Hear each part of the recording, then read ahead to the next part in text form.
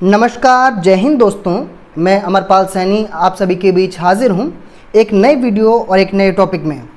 तो दोस्तों आज हम आज की इस वीडियो में हम अपने पॉलिटिकल साइंस के एक बहुत ही महत्वपूर्ण टॉपिक मौलिक कर्तव्यों की फंडामेंटल राइट्स की बात कर रहे हैं।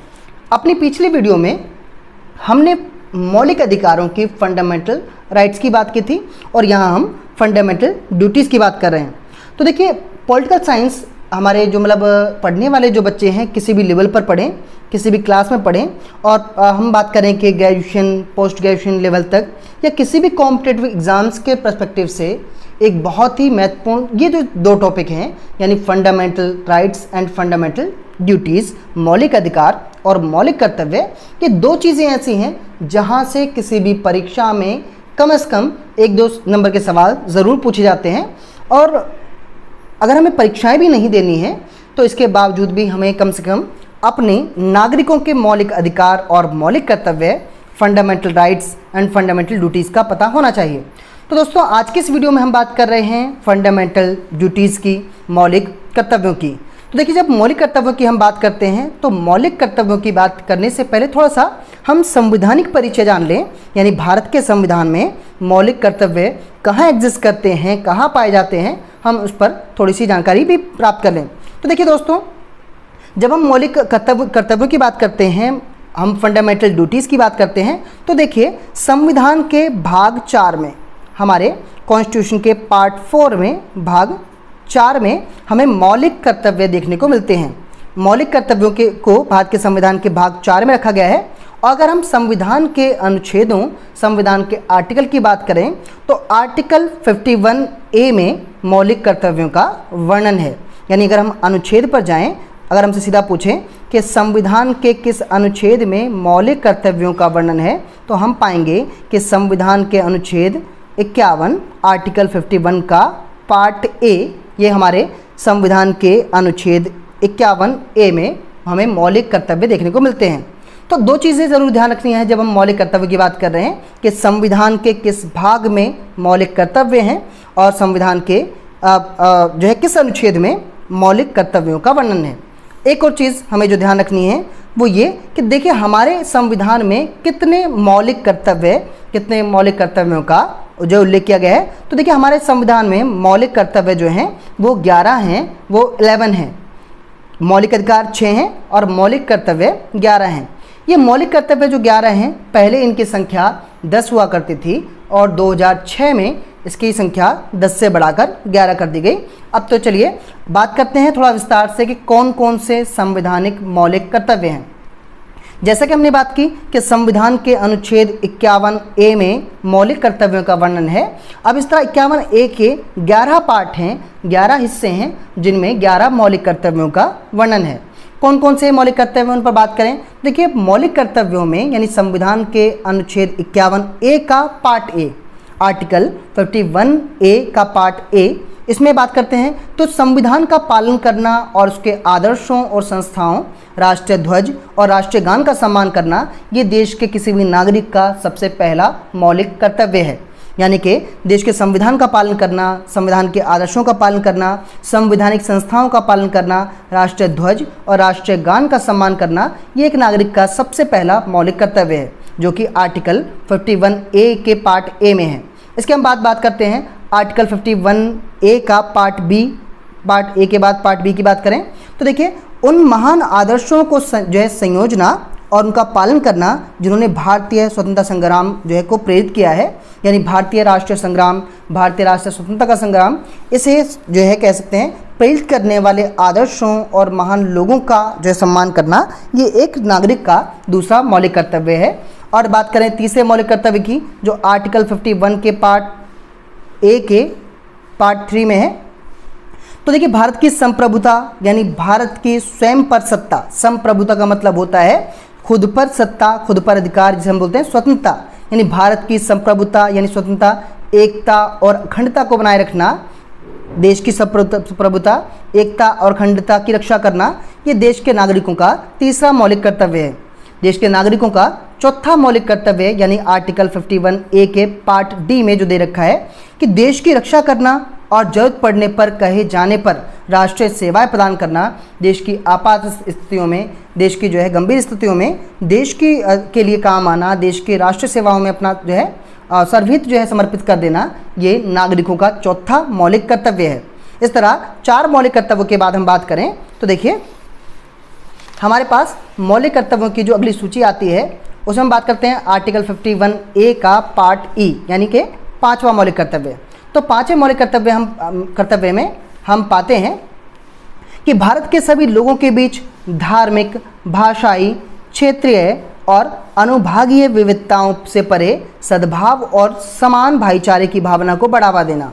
सद्भाव और समान भाईचारे की भावना को बढ़ावा देना, महिलाओं के सम्मान के लिए अपमानजनक प्रक्रियाओं का त्याग करना, अपमानजनक प्रक्रियाओं से बचना, ये देश के नागरिकों का 5वां मौलिक कर्तव्य है।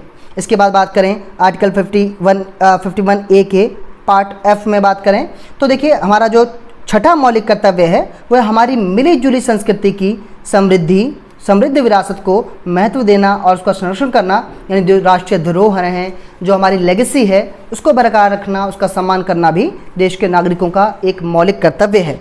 इसके बाद बात करें कि 7वां जो हमारा मौलिक कर्तव्य है जो आर्टिकल 51A के पार्ट जी में है, भाई देश की वनों, झीलों, नदियों, वन्य जीवों सहित प्राकृतिक पर्यावरण को महत्व देना, उनकी रक्षा करना, उनमें सुधार करना और जीवित प्राणियों के प्रति दयाभाव रखना, सद्भाव रखना, ये नागरिकों का एक अन्य मौलिक कर्तव्य है।